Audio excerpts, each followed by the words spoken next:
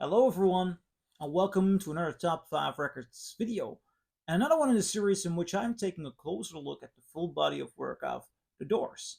Now, in my last video, I've been talking about LA Woman, the last record with Jim Morrison, and a lot of people might think that's it for a full overview of The Doors, but actually, no. Straight away after LA Woman, The Doors continued recording, and a couple of months after the death of Jim Morrison, the seventh Doors album was released. So I'm going to be talking about that.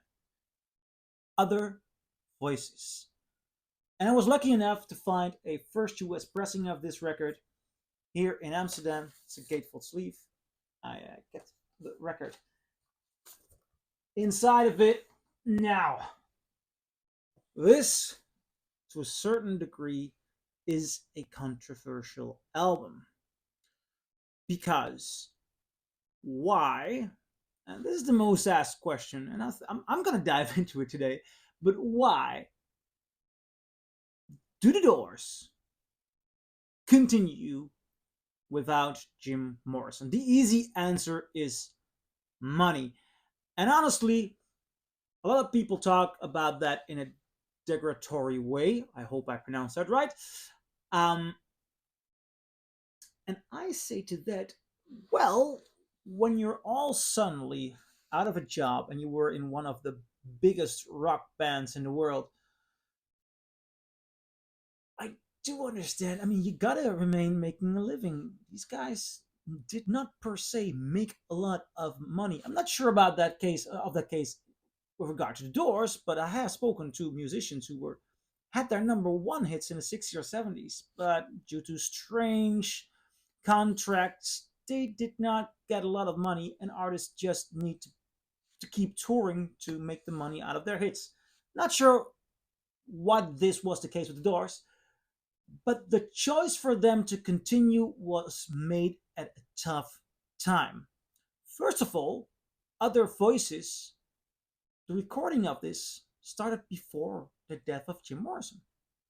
Jim Morrison moved to Paris, and they thought, oh, well, it will be good for him to go to Paris so he can have a break from the, well, the tension is heavy life over here.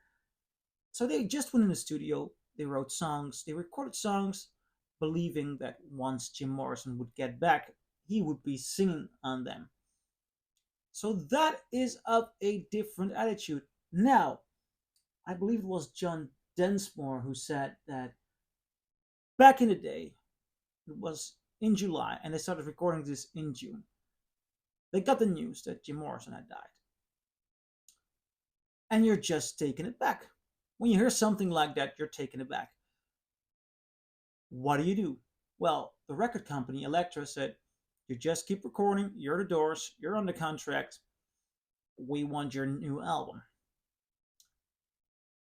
Do you, at that moment of grief, and that was not a moment calculated to go into that stage of grief,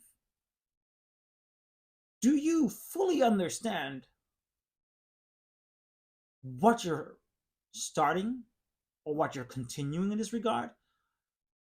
Also, do you understand to the full extent what the strength of your band is? Because right now, in hindsight, it's easy to say that Jim Morrison is one of the biggest phenomenons in rock history. Also, back in the day, we knew, I wasn't there, but people knew. I read articles. There are journalists. There are people who've seen the Doors. They knew that Jim Morrison was a rock phenomenon. But does that mean that as a band you do not have the strength to continue?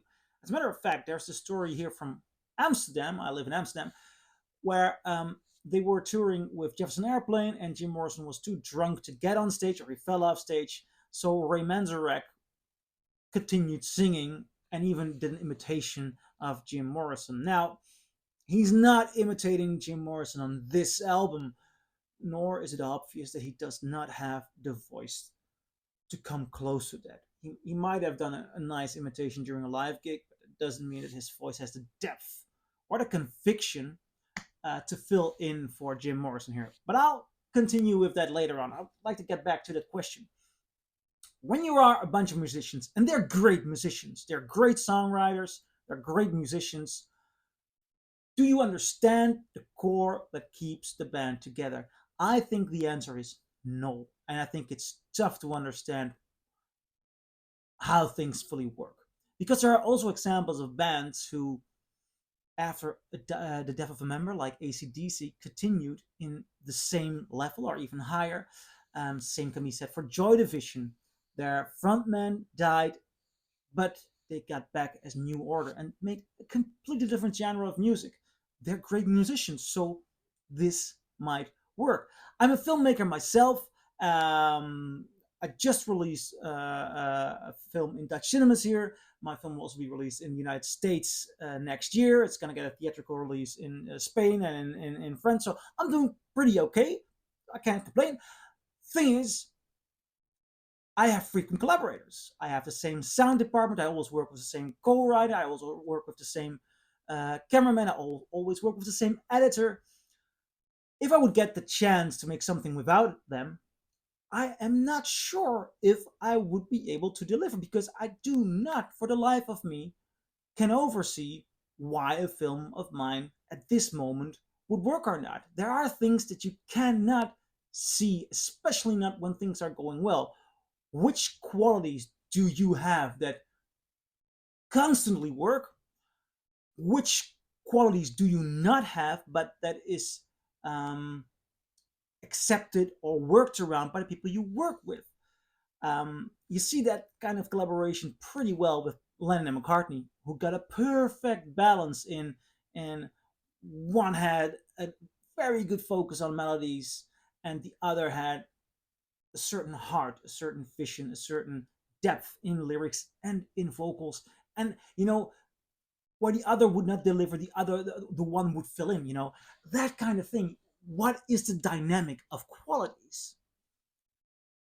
I do understand, especially at a moment like that, because this record was released, I believe, 2 months after the death of Jim Morrison, that they had no idea what they were starting, and that they just thought, we'll do it. Might not be the best way to embrace the memory of Jim Morrison. So, what kind of record comes out of there? Well, it's not bad. It's not bad. They remain a good band. The songs, though, are okay. You notice that they need a poet like Jim Morrison. It's not convincing, though. Robbie Krieger and Ray Manzarek are not vocalists that can compete with Jim Morrison. They know how to remain in tune. They could do a decent backing vocal, but the Doors was so strong because they had a fully convincing storyteller at the center of it all. So their gamble of continuing, in my opinion, it does not work out well on this record. It's not horrible. Yet again, they are good musicians, but good music just needs good storyteller as well. And I think after listening to this, I'm convinced that Jim Morrison was one of the great blues vocalists alive that ever lived, because he's not alive anymore, that ever lived. So I'm curious, what do you think? Do you agree? Do you disagree? Leave a comment below. I'll see you in my next video. Bye.